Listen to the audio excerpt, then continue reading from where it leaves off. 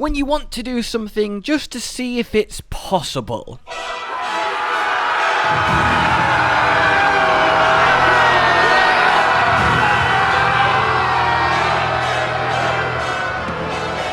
Or you want to dismantle a boss in one glorious turn.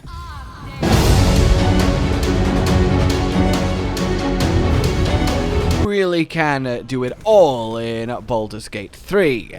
So welcome one and all, as today, my fellow adventurers, I want to share with you 5 more ridiculously potent, interesting, and most importantly, fun builds that you can use both throughout your playthrough and refine min-max to all hell when you reach level 12 in Act 3.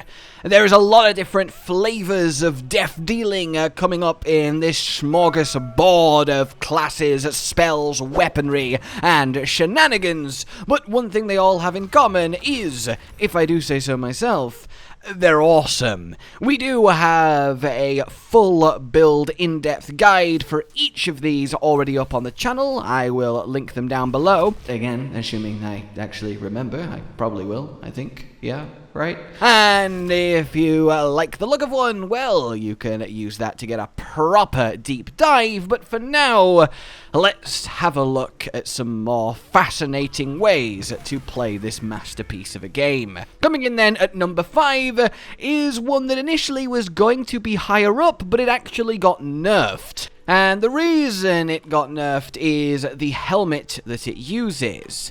The Helmet of Arcane Acuity. This gem lets you stack up Arcane Acuity by using attacks, and what Arcane Acuity does is increase your spell attack rolls and your spell DC.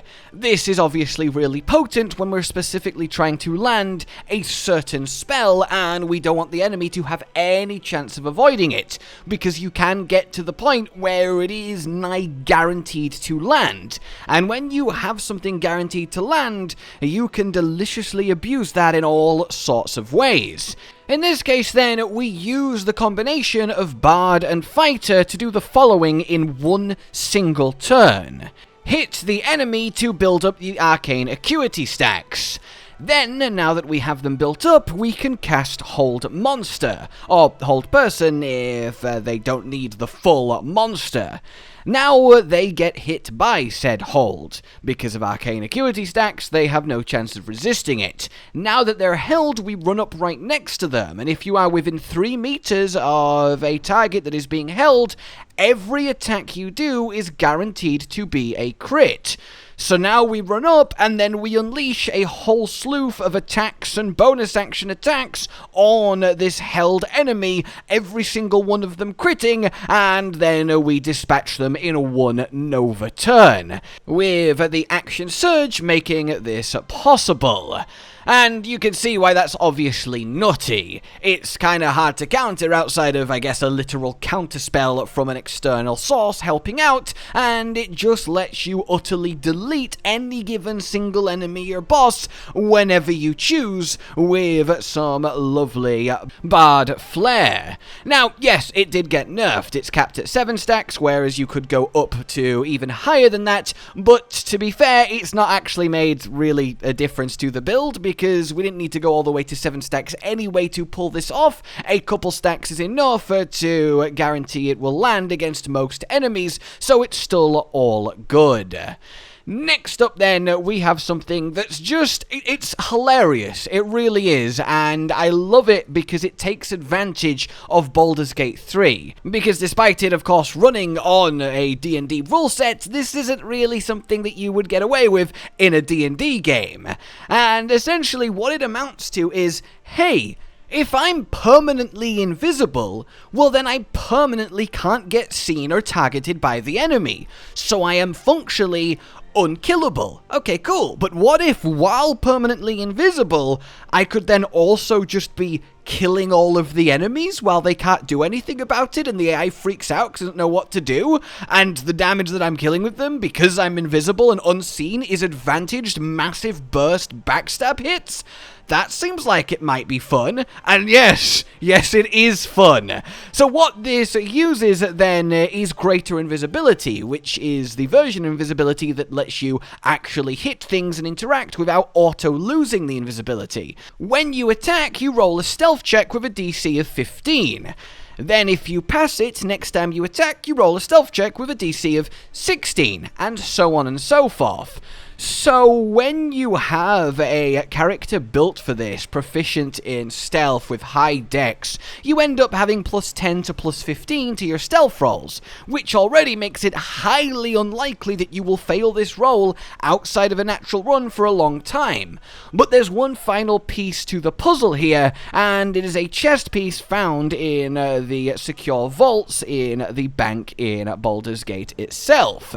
This gives you permanent passive advantage on stealth checks, which means not only do you have like plus 15 to your stealth, or plus 25 with pass without trace if you get that from somewhere, you have to roll double natural ones to come out of stealth for the first sort of 7 attacks or so, which is inconceivably unlikely. So we end up in this situation where either you can get rid of the rest of your party and just kill things without even triggering combat because they can't do anything, or in a normal fight with your party around, you are just a free agent to move invisibly around the battlefield and just repeatedly crit, stab, death deal, backstab everyone without having to worry about a thing. It's a combination of Warlock and Rogue achieving this, the Warlock to give yourself the self greater invisibility, the extra attack with your Pact of the Blade, and then the Rogue for all of the stealth synergy, the backstab damage, and the extra tricks you get from being a Rogue.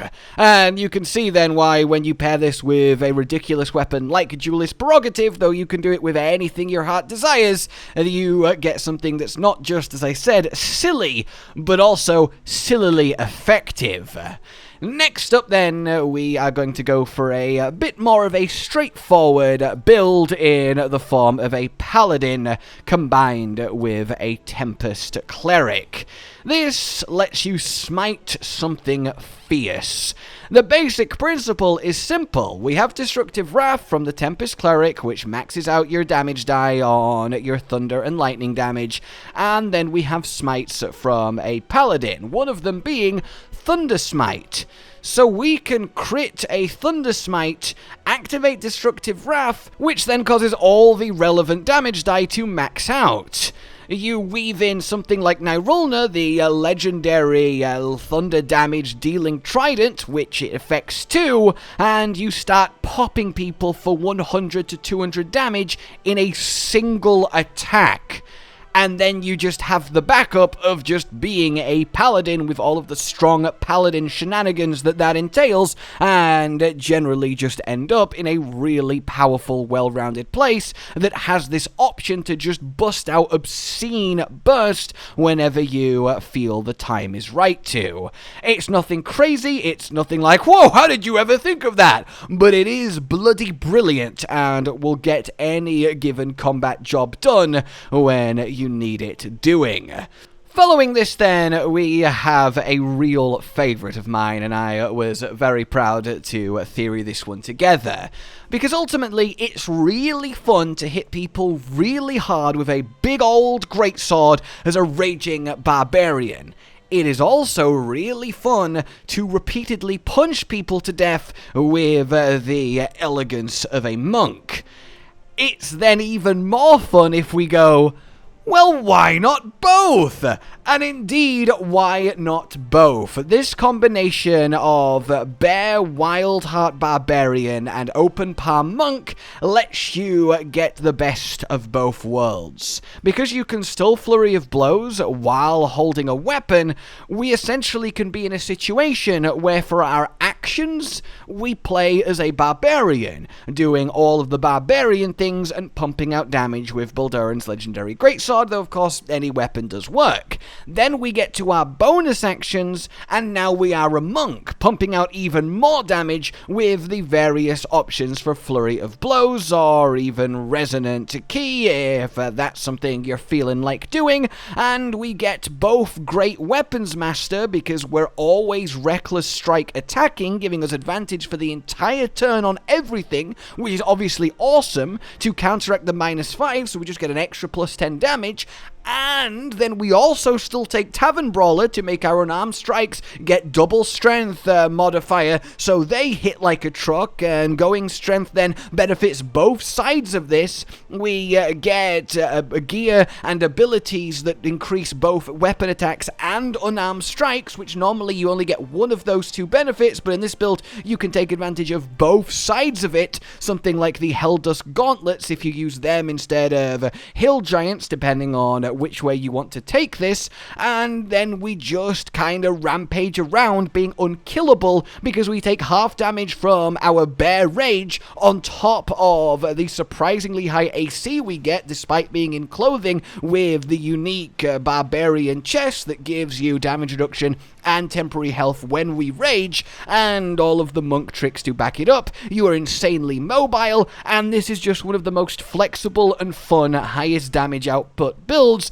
you could ask for. I think it really is a unique way to play, and it combines two playstyles and classes that perhaps you might feel intuitively aren't really compatible, but as it turns out, synergize beautifully. So, that being said then, we are left with but one.